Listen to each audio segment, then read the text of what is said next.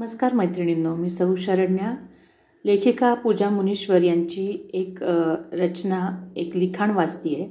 खूप वाटतं व्हावं वटवृक्ष. वाढत जावा मनाचा व्यास वडाच्या खोडासारखा दिवसागणिक. खूप वाटतं व्हावं वटवृक्ष, वाढत जावा मनाचा व्यास वडाच्या खोडासारखा दिवसागणिक.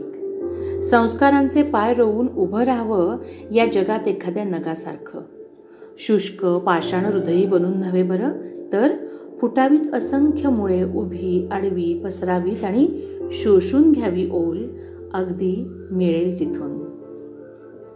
विचारांच्या फांद्या फोफावत जाव्यात दाही दिशांना, त्यांनाही फुटावीत मुळे, त्यांच्याही व्हाव्यात पारंब्या.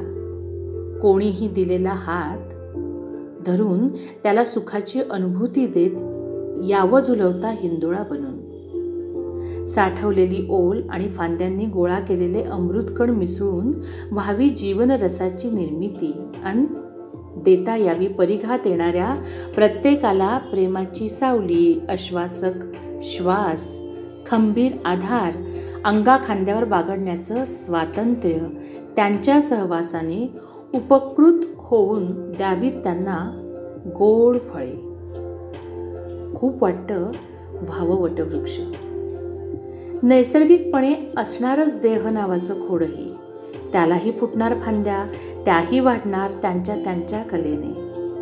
त्यांनाही लागणार धरेची ओढ, त्यांनाही फुटणार मुळं. सशक्त होत पारंब्या होऊन झेपावणार धरेकडे पाय रोवण्यासाठी त्याच पारंब्यांची होणार खोडं सशक्त आणि स्वतंत्र देखील. साशंक होतं मन या टप्प्यावर. वटवृक्षाप्रमाणे जमेल का आपल्यालाही स्थितप्रज्ञ होणं? आपल्या आधाराची गरज नसलेल्या फांद्यांना आपल्याशी जोडून ठेवणं जमेल का? जमेल का वटवृक्ष होणं?